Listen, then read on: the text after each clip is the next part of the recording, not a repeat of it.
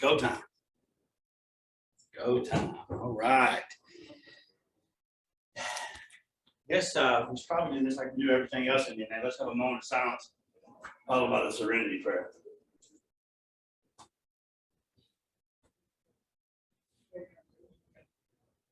Prayer.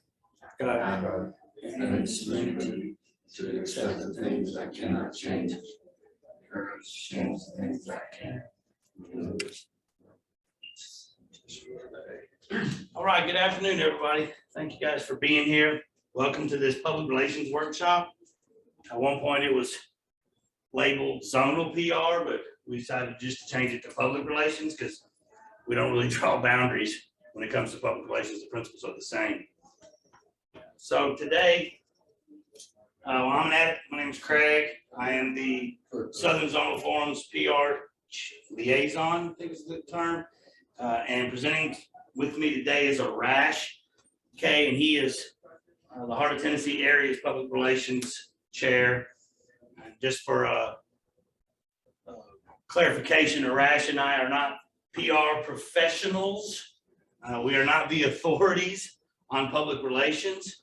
We are informed members. We're very active members of public relations, and we're really excited about the opportunity to be here today, presenting with you guys and talking about what we love dearly, which is public relations, getting the word out about Narcotics Anonymous, that the program exists.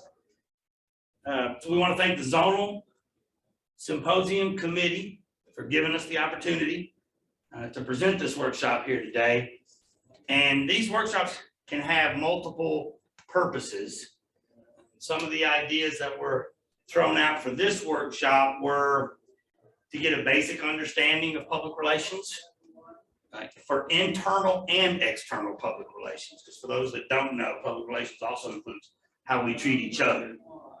And if you're just getting started in public relations, whether as an individual or getting a new committee started, this is a great opportunity.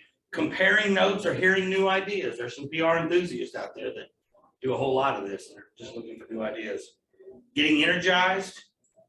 So especially after COVID, there are a lot of people that either went on break or maybe got burned out or bored or whatever the case may be with public relations or just service in general. But Arash and I here have a whole lot of energy when it comes to public relations. So just for the warning, if you guys do have a problem with excitement becoming contagious, you might want to slide back to the back row because it may happen. You may start jumping up and down and want to join the presentation in the middle of it with us. It gets that exciting. So maybe also discussing challenges and solutions to COVID issues and public relations. And then even how can a region or a zonal public relations committee help you? And generally when we do this workshop, we do this training workshop a lot. And when we do, we've recently started adding public relations training workshop and extravaganza on the bill, right? And it's really not an extravaganza if you look up the definition of extravaganza, but it's certainly catchy, right? And it's fun to say, right. Extravaganza. It's kind of fun. But yeah, people do show up to these. And in the process, we take that opportunity to, after the workshop is done, then we take and we brainstorm with the people who are there present, actual ways that we can do public relations right there in their committee. So when we leave, they have some actionable items. They have some tasks. They have people delegated to who's going to do those tasks, and then they can get to go out into their own individual communities and getting the word out that Narcotics Anonymous exists.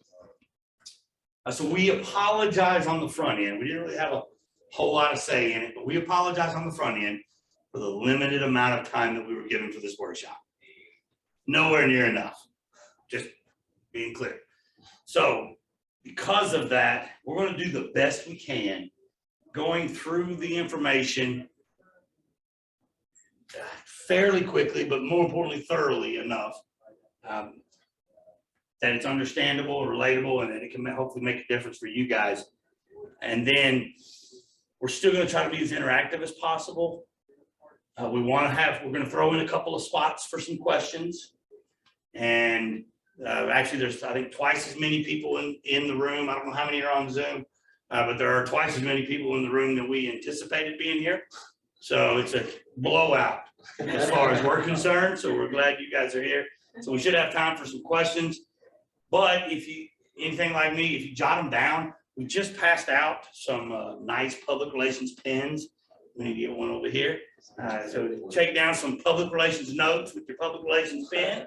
That'll be great, because we do want to try to get to those. If we run out of time, because we are on a hard, fast schedule, if we run out of time, we will stick around and out in the hallway and talk public relations to answer any questions that we can answer. We'll do it all night long if we have to. Yeah, we will be here talking public relations as long as we can. And for those who don't know, the restrooms are down the hall past the elevators. All right. Rash, did I forget anything? Good. It's not advancing. Advance slow. Oh, that's my least favorite part of this. All right, so tradition 11. Start off with just that our public relations policy is based on attraction rather than promotion. We need to always maintain personal anonymity at the level of press, radio, and films. Plainly put, our literature, our tradition itself says our public relations policy. So if you're of the old school mindset that says it's just public information, sorry, you'll have to show me the literature where it strictly says only public information. It's about building relationships with the organizations and community members who come in contact with addicts. And tradition 11 is very clear that we have a public relations policy. So if we're offending you, we'll get you some phone numbers afterwards to call. All right. So I think we have time. We're gonna just, so normally when we do this training workshop, we base this slide on the room attendance. Again, how many people are on Zoom? Right now we have about 8 people. Okay, so normally we would try to go around and ask everybody to get 100% participation. If you're in a local area, it's easier to do that because you're not held hostage to time constraints usually. But for this one, what I'm gonna ask 3 people in the room to share your name, how did you first hear about NA, and one thing you know about public relations, and then we want 1 person on Zoom. Any 3? I'm Amanda, I'm an addict. Hey, Amanda. Either treatment or TV. And then one thing I know about public relations is that we have a liaison. Okay. Anybody else? Addict named Jeanette. I heard about NA through Detox. And one thing I know about public relation is letting the public know about Narcotics Anonymous. One other person. He had his hand up. I'm Charles, and when Charles. I first heard about it when I had 30 days clean, when I started doing something reaching out literature publishing. Then it changed over, became public relations. We had to change over and do some more research. Okay. Thanks, Charles. And one on, yep. Yeah, we got Diane coming in. Everybody, I'm Diane and I'm an addict, Good day. and I am from Arkansas. I'm the RD in Arkansas, the Arkansas region. And I first heard about NA when my late husband was in treatment because he had a drug problem. I did not, of course. So I went to NA to support him and used behind his back. So there's that. He passed away in 2000, and I'm still here. One thing I know about public relations, building relationships with the community and getting the information about Narcotics Anonymous out into the communities so that addicts who aren't in drug court or court ordered to treatment can find us. And there are plenty of those. So that's what I know. Thank you. Thanks, Diane. All right, so today we also realize that, again, time constraints make this challenging, but also realize that there's a wide array of public relations experience in the room and online. So because we can't see the folks online, I'm just gonna do it for the show of hands of the people in the room. We're gonna like split it up. We want to cater the presentation to the experience levels in the room. So This is the first time we've done this. Generally, we have the presentation, we practice it word for word, we train, we come here fully prepared. And this time since we've done this so much and we're so comfortable with it, we changed it a little bit and decided to cater the presentation itself to the audience specifically, because we didn't know the experience level that was going to be present in the room. So that's kind of what he's talking about there. yeah, exactly. So we're gonna get a show of hands. We got 3 different levels. There's little to none experience in public relations, a moderate amount that you could probably find just a way around maybe the PR handbook or some basics of public relations, or you're a PR enthusiast and you're just here looking to learn some new ideas. So first group, little to none experience in public relations. Okay. Moderate and PR enthusiasts. All right. Good. So pretty even. Yeah. Sorry, guys, on Zoom. Really not a good way for us to be able to gather that information here. I see something in the chat, but I don't. PR enthusiast fan says. Gotcha.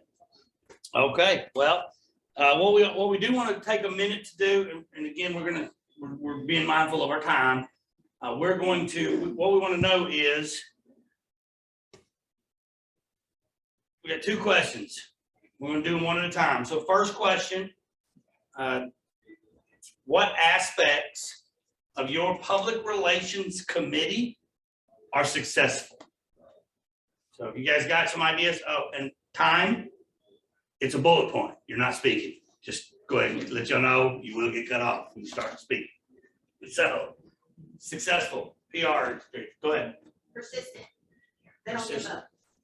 Okay. Consistency with contact. They will call you back. Okay. Exposure. Okay. Anybody online anybody? Oh, Diane's got a hand raised in 1 second. Hey, everybody, it's Diane again. My area currently does not have an active public relations committee. Our H&I is very strong, but they have a lot of misconceptions about PR. So we don't have a PR chair. It's been vacant for probably a year. And I think somebody is actually interested, and they've been talking to me about becoming the PR chair if I support that. So I would say my area needs a lot of improvement and support, and to change their misconceptions and myths about what PR is. Okay. Yeah. Thanks, Diane. You got that mark on the. Okay.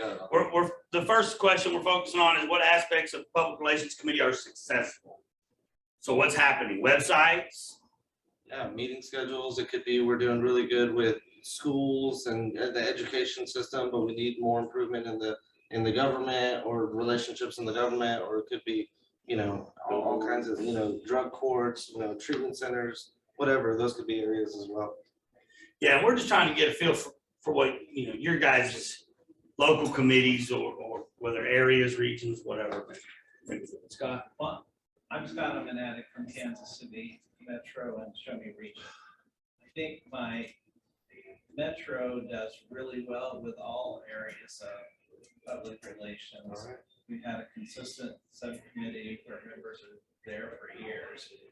My region sucks, and the only thing we're doing well is we have like 2 or 3 commitments that are conventions. We do drug courts, treatments, the Missouri Association of Treatment Court Professionals. We do the mental health spring break training, and we do one for the people who have problems with addiction. Those 3 conventions or meetings, we do those regularly, and they're very successful. That's about the only thing that we do consistently on a regional level. Okay, awesome. Thanks. George, you said? Yeah, my area, I'm at, the region is doing pretty, Georgia region doing pretty good now with their public information. Is that word? Hang on, we'll get you. Public That's okay. relations. Yeah. Committee members meeting, we're doing posters, we're doing cards now. We're going on the bus town in my area. We're gonna put them on the bus. One of the problems I found that caused the most trouble is that word after public, right? I have to explain to everybody that we're no longer public information. We're public relations. We have to have a relationship with the public. Then I say, if you have a problem with your anonymity, this might not be for you. Got you. So that would be a needs improvement. Yeah. Okay. Yeah. All right. Anybody else? Anybody else online? No, there's my hands. Okay. What on the second question? We're going to the second question now. What aspects need improvement? Internal communications? Yes, lots, sometimes, I know some of y'all computer savvy, but I do a lot of groundwork. I walk the buildings, I walk the police department, I walk the youth centers, while I drive and I drop off meeting schedules, information packets, and I'm going into the school board, I get them to the mayor, get them to the chief of police. So now you telling us all stuff's doing good. We're talking now about what needs improvement. What needs improvement? Yeah, what aspects of your public relations committee needs improvement? Them showing up.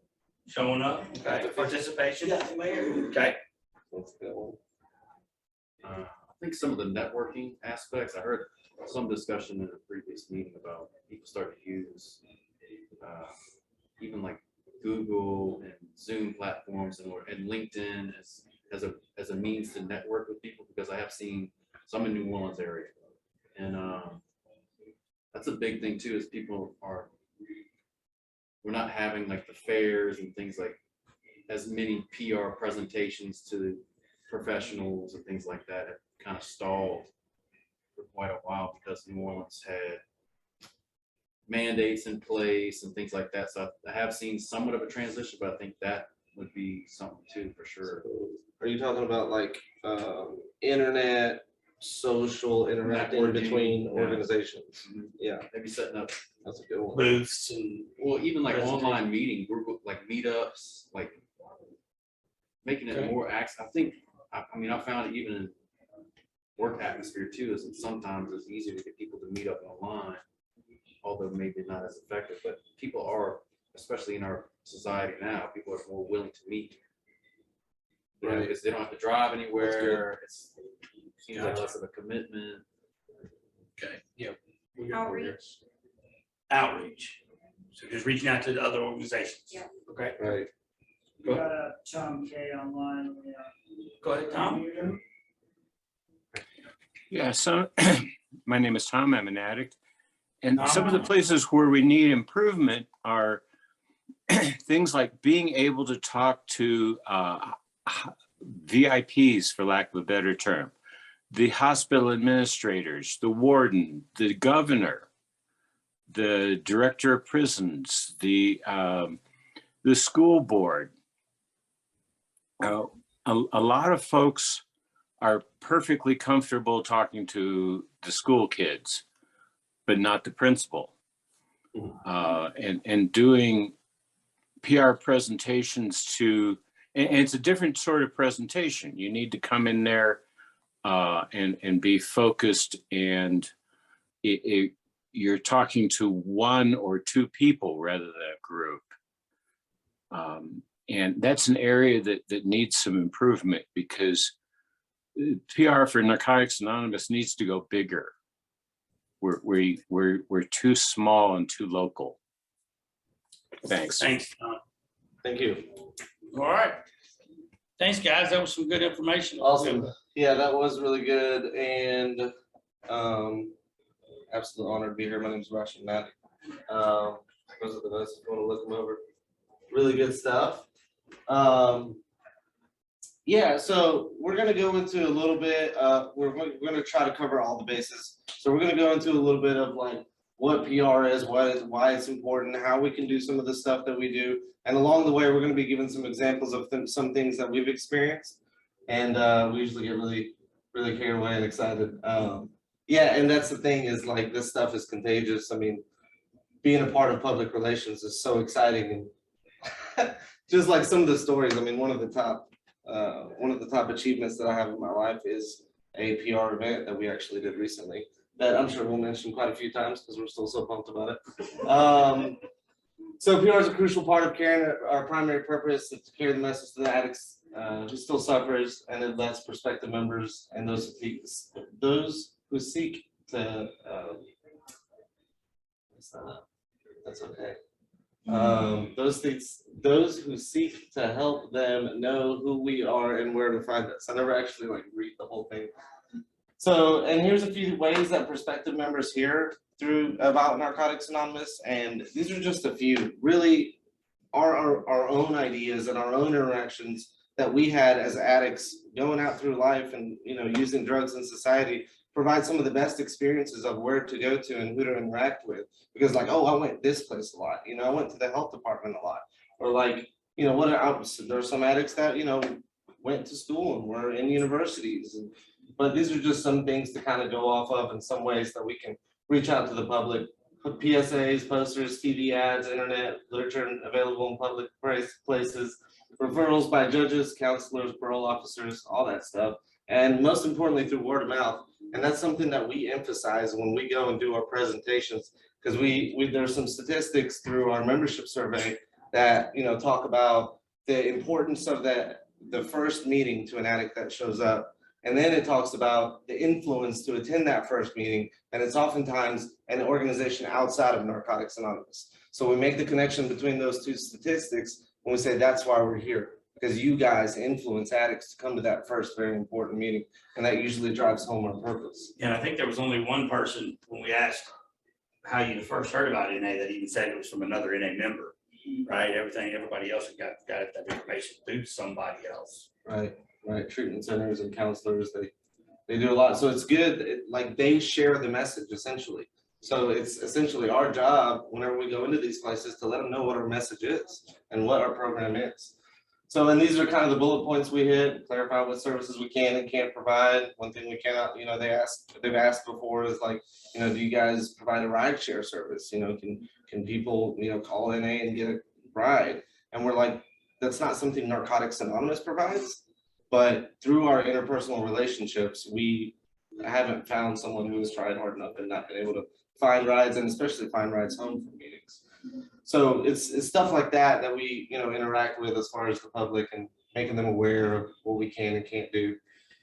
We make NA members more aware of their role in NA's public image. Everyone that knows I'm a member of Narcotics Anonymous, everywhere I go, if they know I'm a member of NA, then that means I'm a member of Public Relations NA. And their idea of what NA is partially my responsibility. We aim for the public to recognize NA as a positive and reliable organization. We develop valuable relationships with professionals and the general public.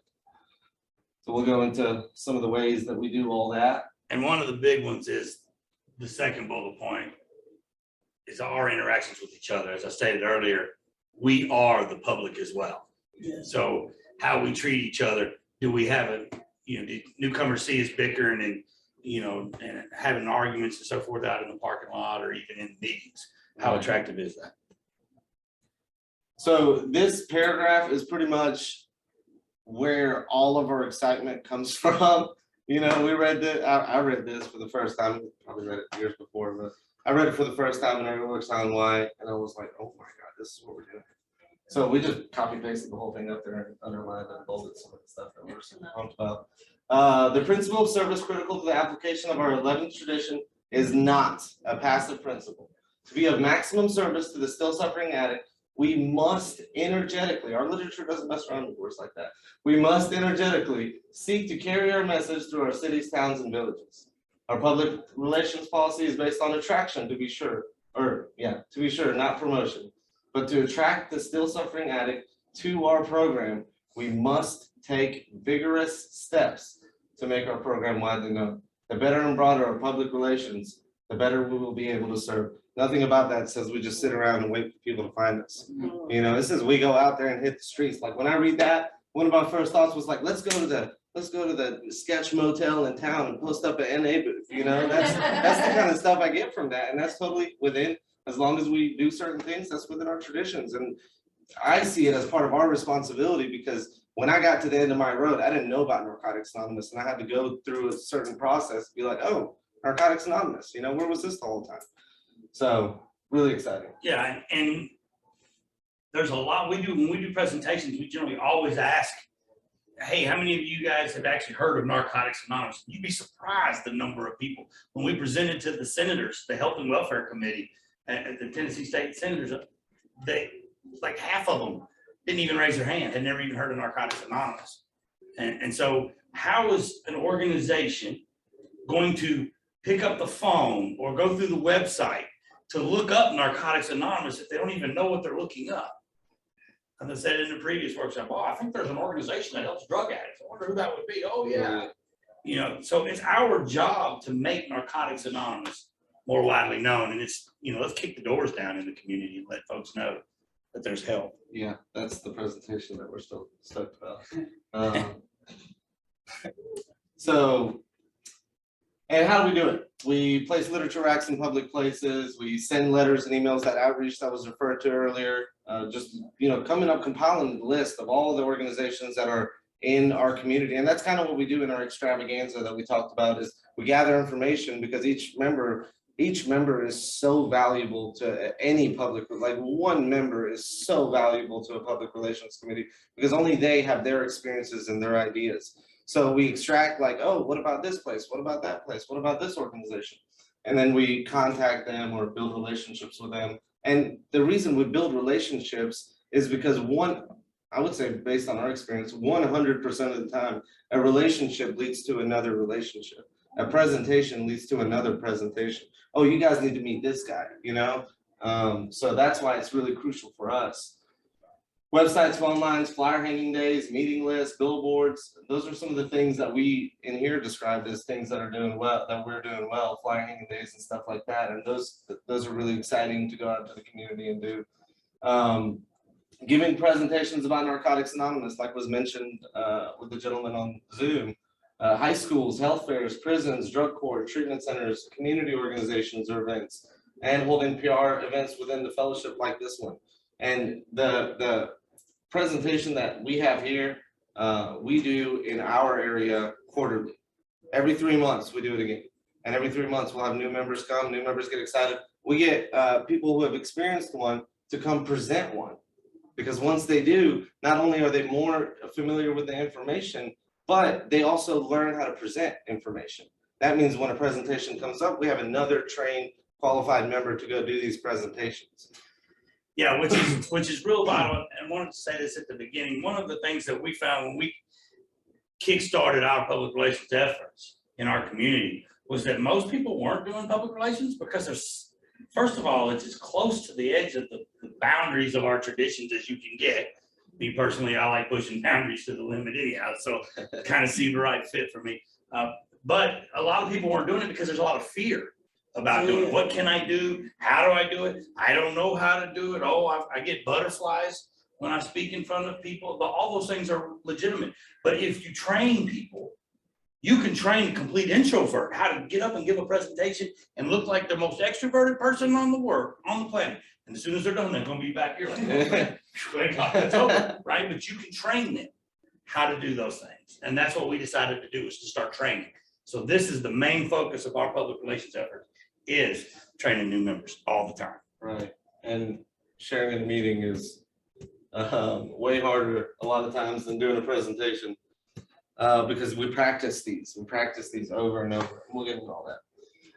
So how do we as individual members affect our public relations image? And before I go into these, like, I remember whenever I first was introduced to some of these ideas, I was like, well, who cares, you know? So one of them talks about, do we wear NA logos or bumper sticker, or have bumper stickers on our cars and then act disrespectfully to others, you know, like, what's the big deal? And, you know, multiple organizations outside of Narcotics Anonymous have public relations committees that do certain things. And, you know, like, I like to use this example, no affiliation, but like Subway, for example, you know, they have an organization, they have a public relations committee.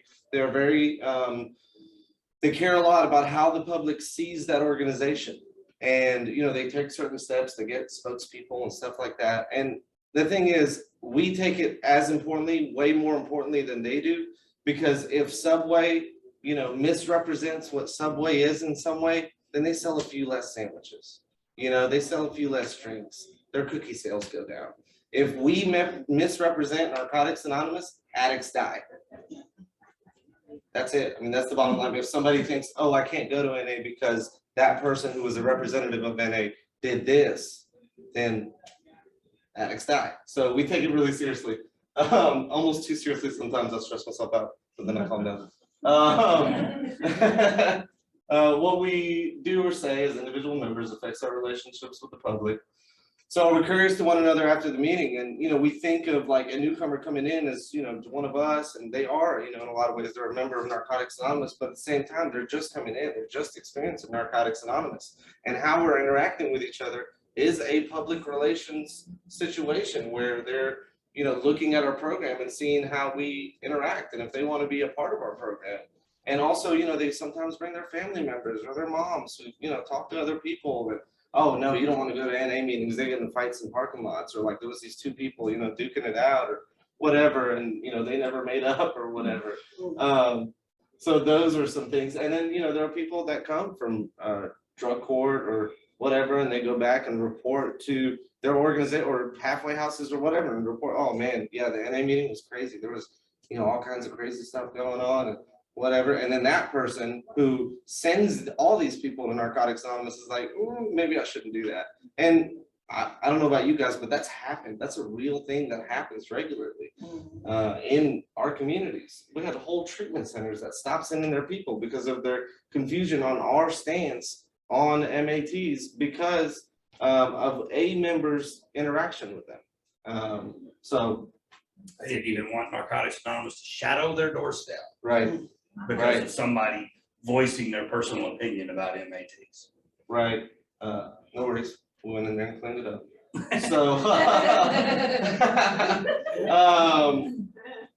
and people outside the facilities, the meeting spaces, the organizations that host our meetings, we're all pretty aware of that. Like our interaction with them is, you know, like they see us, they talk about Narcotics Anonymous meets here, then that's their impression of NA. And, you know, do we act on PR matters alone? And we don't, because I could get carried away on a tangent and Craig could be like, oh, wait, Arash, I think what you meant to say is that's your own personal opinion and not Narcotics Anonymous. You know, and also that way, nobody sees me and thinks Narcotics Anonymous if we go to a presentation. They see a couple of people or 2 or 3 people, and that represents a we and a greater amount of people rather than an individual member, because if they view me, do we have? Yeah, I think there's another bullet point. Okay, I don't know why that one, okay. So, and the same is true as far as like social media is concerned. Like if, and you know, everyone's entitled to whatever they do. We don't have any police, I'm not gonna arrest anyone. So if I have 8,000 friends on Facebook and every day I'm like, NA's great, I'm in NA and all this stuff, then in my mind, one of those or several of those 8,000 people see me as NA. So then if I go post some political stuff or some religious stuff, they could potentially view that as a part of Narcotics Anonymous and what we teach here, which could potentially disqualify them. And if we're selling sandwiches, it'd be okay, but we're saving lives. So that's why we take it as seriously as we do. So these are going to be some hot button. A couple of these are hot button conversations that generally take place when it comes to public relations. Some of the biggest confusion we have, obviously, the difference between attraction versus promotion. and cooperation versus affiliation. Those are two big ones. And then anonymity, unity, and self-support. We're going to get through this section and we'll pause for a minute for a couple of questions. So just so you guys know, bear with us for just a minute.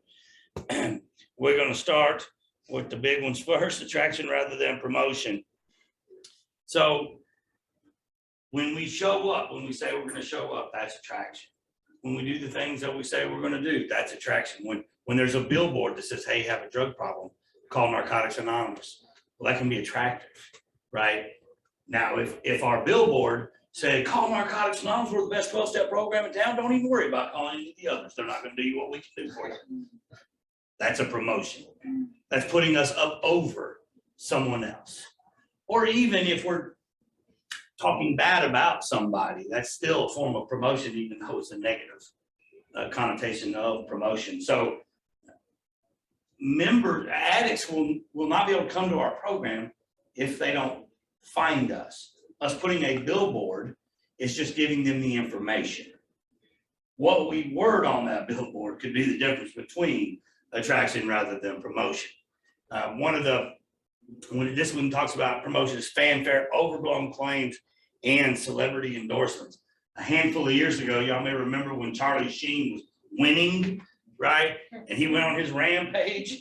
He loved to bash Alcoholics Anonymous and the Big Book. I mean, thank God he wasn't an NA member, although he probably should have been. But anyway, the reality is that was still a promotion nonetheless. That was a celebrity endorsement, although a negative endorsement. So there is a big difference between what's attractive and promoting something. So letting people know who we are and how they can find us, that's not promotion. Right, and that's not necessarily just limited to billboards or PSAs. It's also in our personal interactions, because, there's been situations where a person's like, well, NA claims that it's the best thing that's ever been. And I was like, individuals are very entitled to their own opinion as far as what Narcotics Anonymous has done in their life. But Narcotics Anonymous itself doesn't claim to be better than or the best or the last house on the block or the only way. We don't make any of those claims. We just say we're a 12-step program and a way out. That's right. Cooperation versus affiliation. Cooperating with organizations, again, when I said earlier that public relations comes as close to the boundaries of our traditions as any other service in Narcotics Anonymous, I wasn't kidding. And this gets to the edge. This can skirt that edge. Some people were talking yesterday about no endorsement or affiliation, but Nar-Anon and them showing up at some places where there are NA conventions. Is that a cooperation, not affiliation? That is a stimulating conversation no matter what community you're in. And that's really the extent of how this happens, because it ain't our job to sit here and tell you this is cooperation and this one is affiliation. And our literature is very clear to say our traditions are non-negotiable, but the way we practice them, and they may be different in different cultures. And so it's not us here to give a hard, fast rule, but these are great conversation pieces. We had an opportunity. Our sheriff got arrested, and in the process, they got a new sheriff. Well, also H&I shut down for a period of time, right? And so we got this new sheriff. He's coming in, this new sheriff in town, right? And they were doing a meet the sheriff event. Oh, we were excited. We're like, man, this is going to be great. We're going to go get this guy. He's going to love us, and then we're going to hopefully be able to talk about hospitals and institutions and get back in the door, right? Well, they were doing the event at the Republican headquarters. So in the conversation, like, that has nothing to do with what we're doing. We're just going there to introduce ourselves and make ourselves known, right? Well, we chose, through discussion back and forth, to not go. We decided to err on the side of caution, just in case some folks on the liberal side were like, well, that's a Republican event. We're not going to deal with Narcotics Anonymous, right? It wasn't worth it. We're more worried about saving lives. So we chose not to go. Right. And that's just a conversation that everybody's going to have to make themselves. So there was not an affiliation, and we could have easily justified it as not being an affiliation in that situation. And and signing court cards. That's one that groups being autonomous. It was decided several years ago at one of the World Service Conferences that groups get to make that decision themselves, how they want to handle that situation. So we don't have a fellowship approved approach. That's a group by group approach. Anonymity, we're all equal. We try to make sure that the whole don't say my name piece is great. I was doing this service for a long time, and I finally got the opportunity, and I actually had 3 of them last year where I got opportunities to speak to newspapers and do articles for newspapers. Great, it was so much fun. But something I did was ask for help for starters, right? Got others involved, and then asked them to send us the list of all the questions they wanted, so we could answer them appropriately, right? That was the first thing, because we don't do it alone, regardless of what it is. It was my title that was addressed in the paper. One of them was really interesting because the public relations chair for AA also was in the same news article, but boy, they said first and last name and said it multiple times. Their fellowship was a lot after that one, but these principles in being anonymous, it's not me, it's not Craig, it's not Rash, it's Narcotics Anonymous. So we try to keep that principle. And for someone who used to struggle with ego and self-centeredness, it's really cool to like go in to any kind of service and speak to people and carry the message and it not have anything to do with me and who I am. It's all about Narcotics Anonymous. And I get to, and one thing I found in service is that the more selfless you are, the more you get out of it. So that's why, this part of anonymity in public relations is like super amazing. And, we don't generally share our stories or personal stories because it's irrelevant. We're here to represent Narcotics Anonymous. And we may or may not hit it in the presentation point, but if you go and do presentations to an organization, have a 2-minute blurb of your story ready to be able to share, because there are times when organizations will ask, hey, could you share a little bit about your own personal story? So it's like a 2-minute blurb. We don't want to drag that out. But and then I want to say this last one, focus on providing everyone an equal opportunity to recover within our fellowship, and service being a big part of that. Obviously, flower hanging days, that's a simple one, right? We do this so much. We had a guy who started serving with us. He sat at a PR booth with us for a whole weekend event. He showed up like 3 days in a row. He had like 10 or 11 days clean, and he just sat with us and hung out. And then he showed up to another one, and then he came to a training workshop, and then he came to another one, and then we let him participate and facilitate the third one, or the second or third one. Anyhow, at 6 or 7 months clean, he was doing this workshop. He was facilitating a PR training workshop. We didn't ask how much clean time he had. It didn't matter. We practiced with him and practiced with him and practiced with him. And then we worked with him during the presentation. He did a great job. There was an area that drove, another area that drove to our town for the training workshop. And instead of asking any of the rest of us who've been doing this stuff, he asked the new guy. He said, hey, you mind coming down here to Memphis to do this training workshop? I mean, I don't have an ego problem. I think a Rash got upset, but used to have it. Yeah, but anyhow. And in unity, this one showing that we are unified, that these principles matter regardless, crossing all cultural and religious and gender boundaries or any other boundary that may cause problems. One of our favorite stories to tell is we did a presentation one time to an organization, and it was myself, a Rash, and a gay guy, and we thought we were doing a really good job. I know y'all thought it was a bad joke coming, right? But we really thought we were doing a great job with diversity, right? We really got to ask the question, is your guys' program diverse? You baffled us. No matter how much we try, there may still be somebody that we missed the mark on, but it does help when we carry a clear, unified message of who we are. And then we just wanted to point this one out. There are times issues when people talk about us paying fair market value for rent, meeting space. You cannot rent a building. If you were meeting in this hotel, you could not rent a room in this hotel for $20. can't do it, right?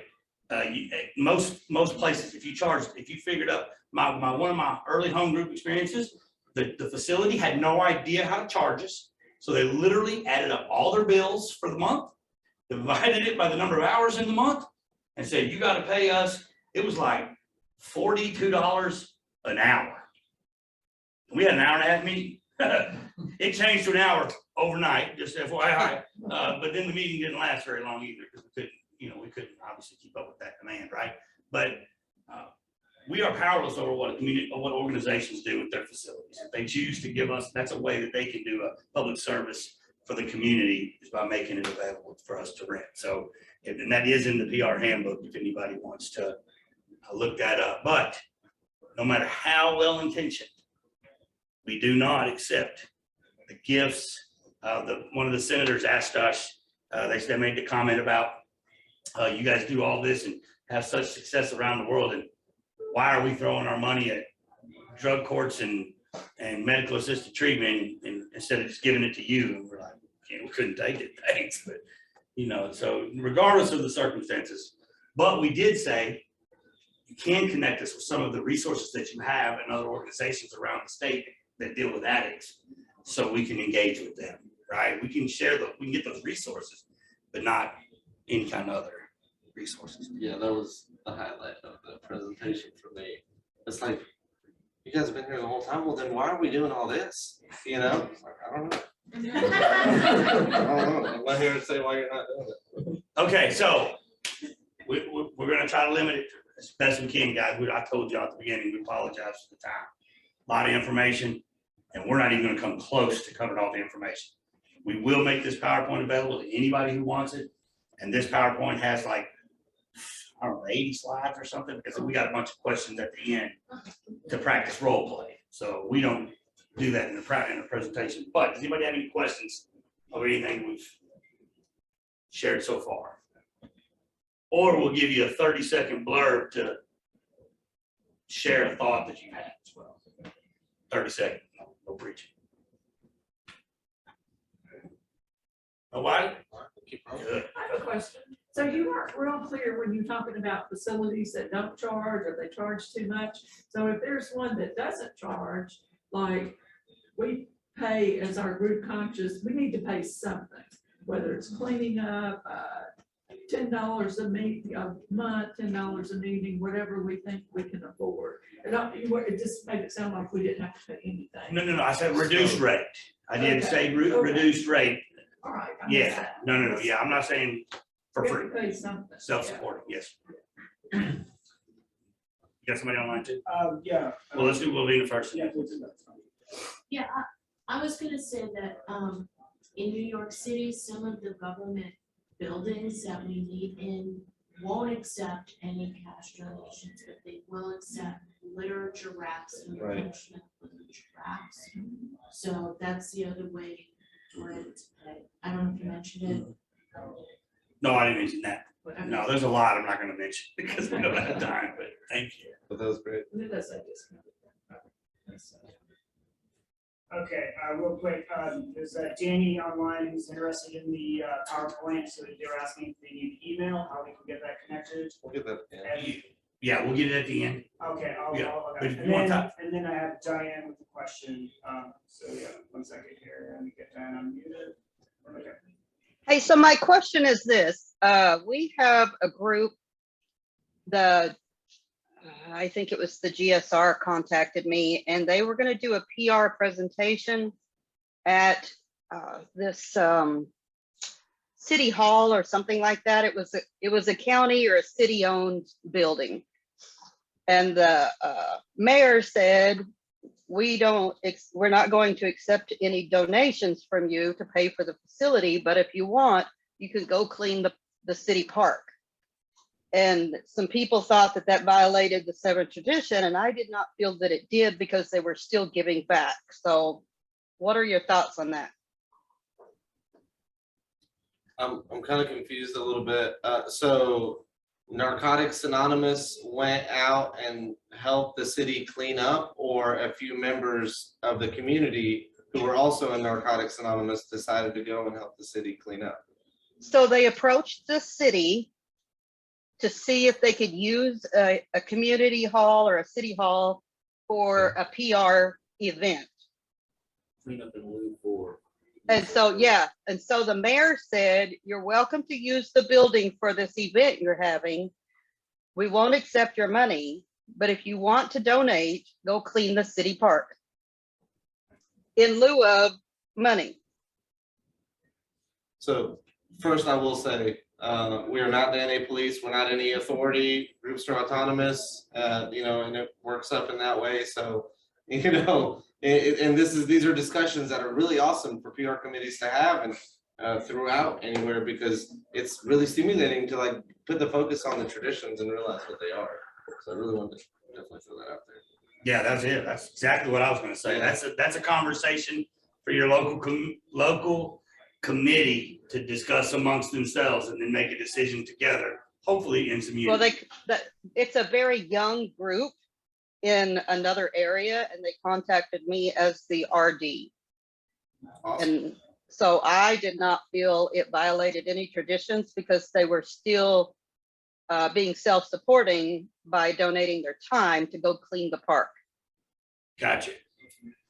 Wouldn't steer you wrong, wouldn't say you were wrong.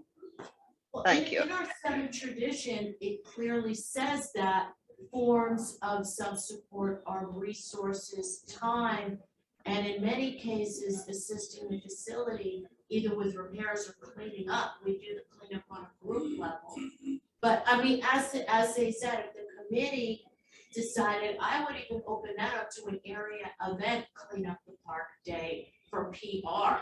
That's what I would do if I had that opportunity. It would also attract other members to NA and help that event. It would also be really positive in the community to see that NA is doing that. Right. Absolutely. Yeah, good point. Okay. All right. So what's the difference between speaking at an NA meeting versus speaking at a PR presentation? Now we're going to go into a little bit about the actual presentation itself and how we interact in those presentations, how we prepare for them, and how we execute them as quickly as possible in the next 23 minutes-ish. And when speaking at a regular NA meeting, obviously we're sharing from the heart, we're sharing our experiences, we're passionate, we're talking about what we did that day and all this stuff, and it's like our own experience, strength, and hope. And like I mentioned earlier, when we're giving a PR talk, we're talking about Narcotics Anonymous. It's not about me, it's not about the day I had, it's not about, it's not even really about how I got clean. And we actually had a discussion about whether we should even identify ourselves as addicts whenever we go do these presentations. So like, little discussions like that are productive as well. But we're not sharing our personal experiences, and that's the main difference. And also, we're speaking to a language that they understand, and we'll go into that a little bit more as well. We would refer to, what if they have clients, we refer to them as clients rather than addicts, or if they have patients, and those languages are also important, and we act in a way that's professional and appealing to the professional atmosphere that we're going into. We always want to establish some goals going into a presentation, like what do we want here? What do we want to convey here about Narcotics Anonymous? And that really comes from a lot of research about the organization as well. Like, what do they do? Like when we went to the Senate Health and Welfare Committee, we saw what they were in charge of, but they were in charge of or responsible for like anything mental health, addiction related in the state. And that's why it's so crazy they didn't know what Narcotics Anonymous was. But we set out some goals, we set out some intentions, and that's really good. And to do that throughout the presentation as well, and provide contact information and gather contact information from all present. Providing contact information isn't as important as gathering the contact information, because saving addicts' lives is always more important to us than it is to them, in my experience. Real quick, and if you don't mind asking on Zoom too, so folks on Zoom, raise your hand as well. How many people have actually done a presentation of any kind for Narcotics Anonymous to any kind of organization? Cool. I see one hand on the. Cool. Okay. Great. Oh, four. Okay, great. Sweet. Thank you, guys. About half.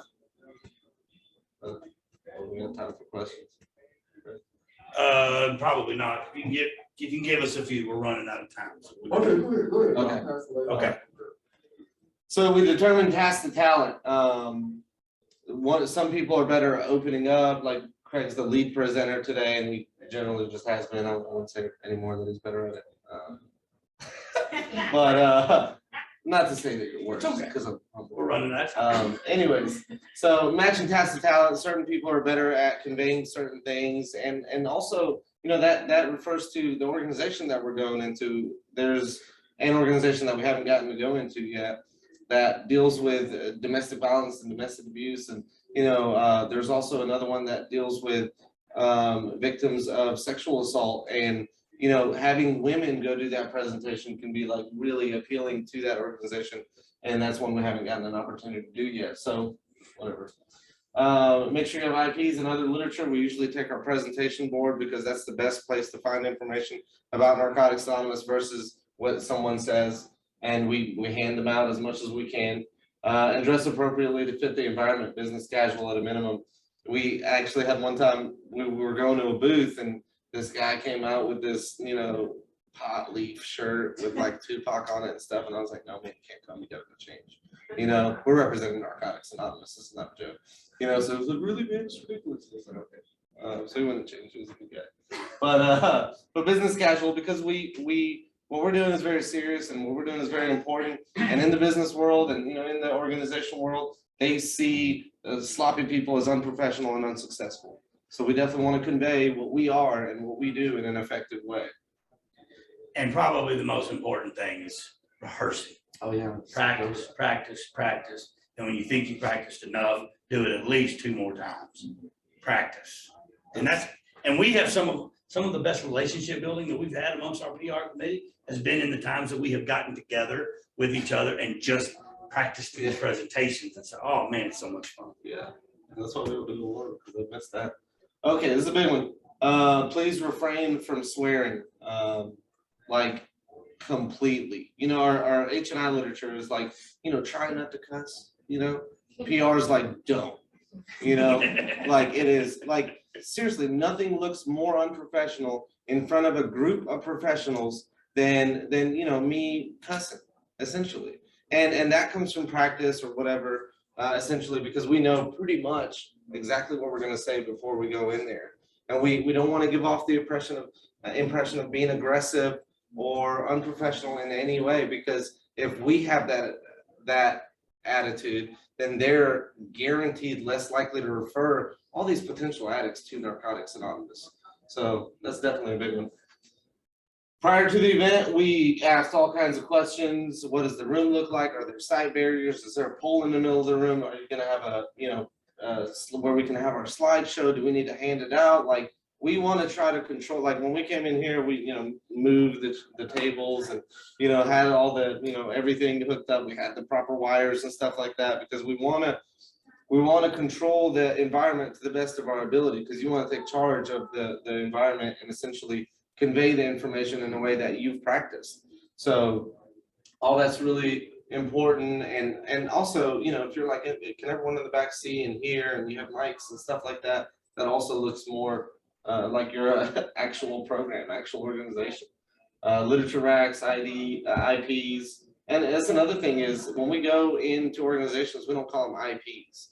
We call them informational pamphlets, and we don't say basic text. We say our basic text called Narcotics Anonymous, because that's the name of our book.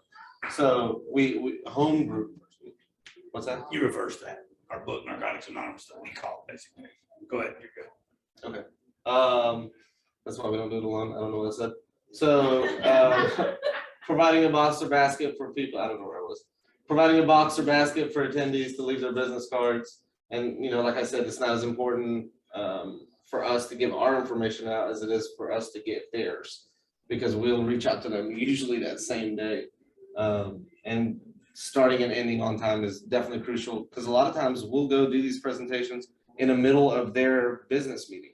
And, we've been asked to go to, make sure I'm pacing it up. We've been asked to go to a jail to we did a presentation somewhere, and as a result of that relationship, they were like, hey, we want all of the officers in our jails to have this information. How can you give it to them? And we're like, we'll show up wherever. They were like, can you do it in 3 minutes? And we're like, maybe. And they're like, we have, little meetings before they start. And, you have like a 3-minute slot. And we're like, okay, sure, we'll show up. We showed up in like groups of 3s or in groups of 2s, like 3 times a day or something for a whole weekend. And every single officer in that jail knew what Narcotics Anonymous was in the basics. So and a lot of these stuff you'll notice Craig did at the beginning, we'll tell people where the bathroom is, tell people what to expect, and the lead presenter introduces the other presenters. And these are just general presentation practices. And turning off cell phones, where the bathrooms are, when breaks will occur, refreshments, like today we discussed how we're crunched or we don't have as much time, special needs, and all this stuff is really to cater the presentation to your audience to the best of your ability. And brief outline of the agenda, yeah. And that part right there, how many people are familiar with NA? Because every presentation, even if you practice, you'll find an opportunity to throw something in there that could cater to this specific individual. So finding out how many people are familiar with NA, like if we came in here and everyone was like, hey, I have no idea what I'm doing here, I just got clean, then this presentation would be, very different than it is right now. And we've had to do that quite a bit. I'm flying through this. So on to so this is, the next handful of slides are some basic information that we use in presentations. We use this one in almost every single presentation we do. It's the basics of our program, our name, our growth, right? How we adapted from AA. And we get familiar with this one. This one's, like I said, used in almost every presentation, but these next several are, and you don't do this at a normal presentation, but they're just inundated with information, right? But we present this here, and when we send it to you, you edit it. We research every single organization that we are going to present to. We know as much about them that we can find out, and we cater our presentation to them and their needs, right? And so there's going to be a ton of information that you're going to see on these next 2 slides that never gets mentioned, right? But hopefully in building a relationship, maybe we'll hit on some of it at a later time. But, we talk basically about what NA is. Again, like Rash said, we use their language. When we talk about basics, we don't just say sponsorship. We say mentorship, which we call sponsorship, right? We got to speak in their language, and we're going into their environment, but we want them to understand basically who we are, what Narcotics Anonymous is, what we do, and how people can find us. We'll speak depending on the organization about our cultural adaptability, right? And the reason we don't put a lot of information on there, because I even was just looking around the room, everyone starts reading, and they don't listen to what you have to say, So we just put like basic information so that 1, they don't get bored, and 2, they're not looking at you the whole time. Yeah, right. Which is why I was clicking real fast, because you guys reading that information isn't as important to just knowing there's going to be some information here that you guys can edit. Membership survey or information about NA. Those are 2 of our biggest resources. If you've never filled out a membership survey, every year, whenever they do the World Convention, we do a survey. Please fill it out. Announce it at every home group. Print off copies and take them in and have Agnes fill them out right while you're right there. That is this data here that we use, that we present. So, and you want to have the most up-to-date data as well, because this is an older one, and organizations love statistics. We say at the beginning, it doesn't matter who you are, what drug you've done, none of that matters to us as far as membership to Narcotics Anonymous, but it's good for situations like this to point that stuff out. We give them information about how we cooperate with professionals, like some of the things that we do, helping them with their clients, introduction back into the community, providing presentations or literature. We also talk about how we benefit to the actual client. Again, their language, patient, client, member, whatever the case, whatever term they use. And we've already ascertained that information before we ever showed up, right? So we speak a little bit about who we are and what we do. impact out how we can benefit them, because most people are, you know, a little self-centered. They want to know how it's going to benefit them. So let's tell them, right? And then there's a research. This is a research paper. There's a couple of them here. They're beneficial to read and be familiar with in case you're ever asked about them. But and NOLS is doing an interaction right now with an outside organization cooperating with them doing the survey. So go to the website.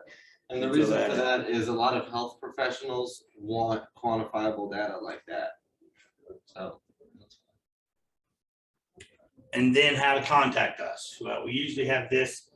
We've got one on this presentation for this event, but there's we usually make sure we focus on the local information, and we also do include some of NAWS. But we have kind of revised some of that. Like we got rid of the fax numbers, and you know, we ask them, hey, we're gonna leave this up here. If y'all want real quick, pull your phone out and take a picture of it.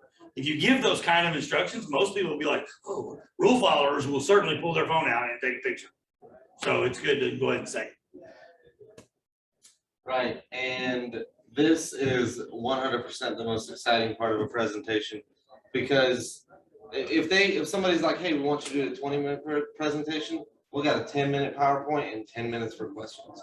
And like the one we did with the Senate committee was, I think 15 minutes or something, and we did like an 8-minute presentation or something, and then they asked questions for longer than 15 minutes because they were so excited. I don't blame them. And so, and we kind of cater that, and sometimes we'll even plug a question, because like that first question is the hardest one to ask for people because they don't want to be that, you know, first person. So whoever invited us out will be like, hey, can you ask like what's the difference between A and NA, you know? And that'll open the door for all the other questions. So we hang out afterwards after a presentation, because you know, once they finish their meeting, a lot of times like we'll just be standing over there by our presentation board, and they'll just like flock us, you know, like, hey, my cousin's uncle's an addict, or hey, have you heard of this organization? Hey, can you do the same? And that's where the relationships start to form with the individuals, and it's awesome. We feel like rock stars. Yeah, and in that, you know, it's good to answer questions based on what Narcotics Anonymous is and stuff like that. Yeah. We could pass out surveys. That's not something we've done, but that is something we discuss with individuals, like, hey, what did you think about our presentation? How could we improve? And that's really good to hear from professionals. And we leave the room how we found it, just like regular meetings. Now, answering these questions can be tricky, because like a senator asked us, he said, hey, so I got a question. Is there stuff that we do as the government that like make it hard for you, or that we should do differently? And we were just sitting there like, no. And I responded and said, well, even if there was, because we have no opinion on outside issues, we wouldn't dare speak and say that you guys are doing something wrong or need to do something different. Yeah. That's not what our job here is for. And then I was like, then my friend leaned forward and said, well, actually, and Craig's eyes were I was like this, because the the rest was kind of right behind me, and I was like, oh shit, what's going to happen? Yeah. Fortunately, I trust him, and we're good, and we work as a team. So he did a great job, and he did a plug. So go ahead. Right. I was like, you know, you guys do a great job. I can't imagine you guys are the best, whatever, all this stuff. And we're not going to tell you what to do in any way. One thing we struggle with is having H&I meetings throughout the state and having to go to multiple different orientations for each facility. If there was a way we could cooperate with you guys to develop some sort of statewide training program to where one person would be able to go to all the facilities like some other states have done, that would be spectacular. You know, and then Craig said these things. Yeah, I got you. Yeah. If I was egotistical, would feel good. And the language is, like I said, you know, be sure to respond in that way. And the most important thing as far as, you know, answering questions at a presentation is it's totally okay to say, I'm not sure. I'm not sure what NA stance is. Let me get your information And essentially what you're doing is building a relationship back and forth with them. And I'll get back to you, and then you can go back to your PR committee, because it's so much better to say that than to misrepresent Narcotics Anonymous. So it's totally okay. It's like we've done that several times, and we've built great relationships as a result. So for today, this is, if you would like, this PowerPoint, and again, I don't even know how many it shows on here. There are a ton of frequently asked questions, because in local communities, when we do this, we do a role reversal. We do a role play.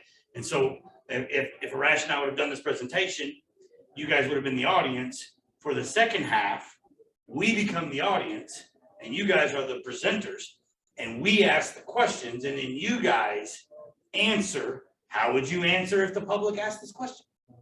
Right? And it really works out well, because generally it's the 2 or 3 people may answer, and we point out that that's exactly how it works in one of these presentations, just like with the senator. I gave a response, but Arash added to it. So it wasn't, we were not held hostage to one person's response. So if you will, real quick, you guys in here want to pull your phones out and take a picture of this here screen? We would like to make this available. Callie, I'm counting on you. We would like for you to take a picture of this. And we would love to make sure that you guys email the public relations at natennessee.org. And we will email this presentation. We'll email them today if you want the whole PowerPoint. Jay is the Georgia Region's Public Relations Chair. So he's a resource here. And then Arash and my numbers are both on here as well. We don't draw unity boundaries anywhere, so we don't care what zone or anything you're in. We love Narcotics Anonymous and want to make the program more widely known. Does anybody have any questions? Yeah, like 4 minutes. One, I got Tom online here.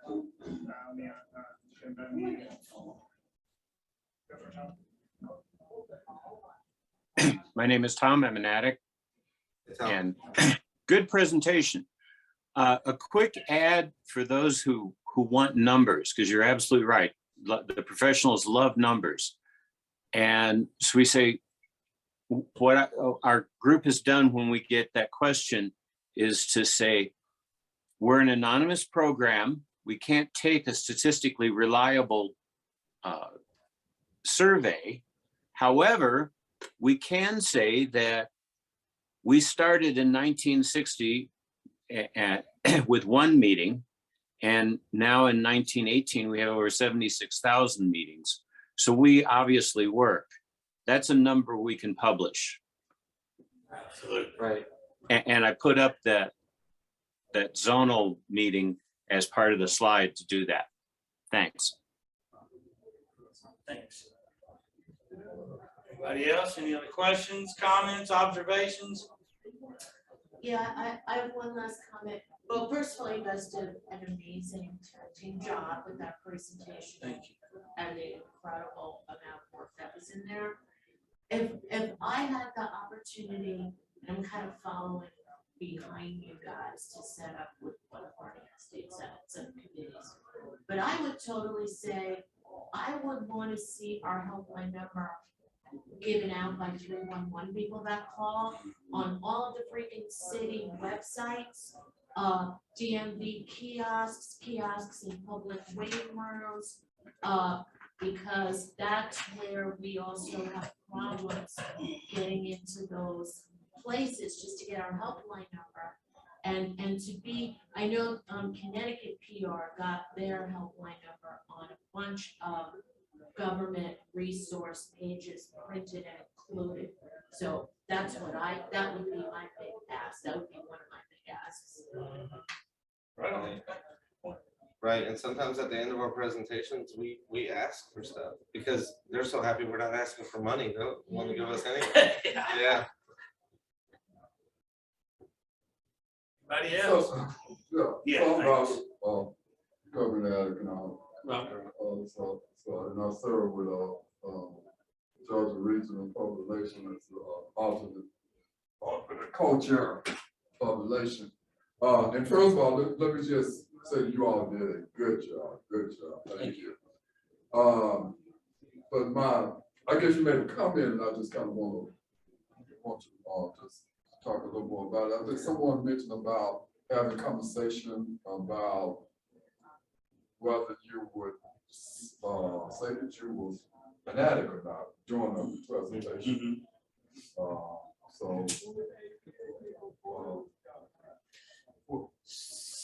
You want us to elaborate on that? Yes. So a lot of organizations now are, like one particular one has a whole page on their website that says words matter. They don't want to call people addicts. It's people with substance use disorder, right? And so the interaction happens is what we do is, and I'm gonna tell you, I'm gonna be honest, transparent, that there's been a few times that's been a hard pill to swallow. And so but what's more important is we save lives, like Rasha said. So if I have to swallow a hard ass pill, that's what I'm gonna do to do my part in ensuring that an addict may find our message. So what we do in some of those situations, we have said, we have made it clear that chapter 1 of our book, Narcotics Anonymous, is titled "Who is an Addict?" That we use that language, and that's language important for us. And we're clear with them that we're not there to tell them they can't. We don't care what they call them. That's not our job. Is it that we have no opinion on outside issues, and what they do is an outside issue. Narcotics Anonymous, and we try to be respectful.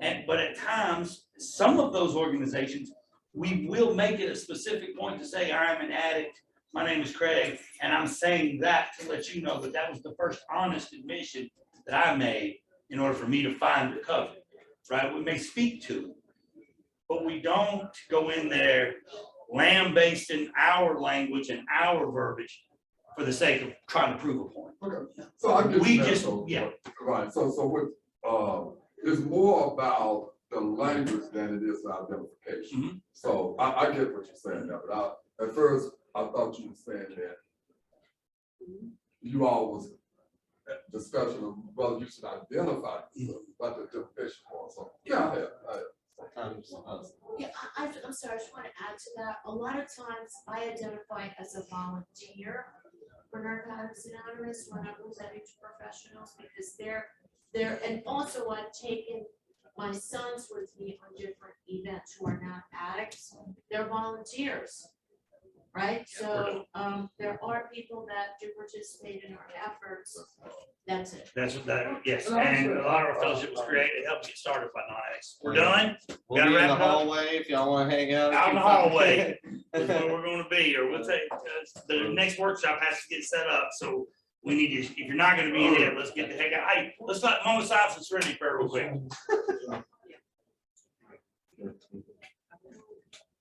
Prayer. God, grant me serenity to accept the things that cannot change. Courage to change.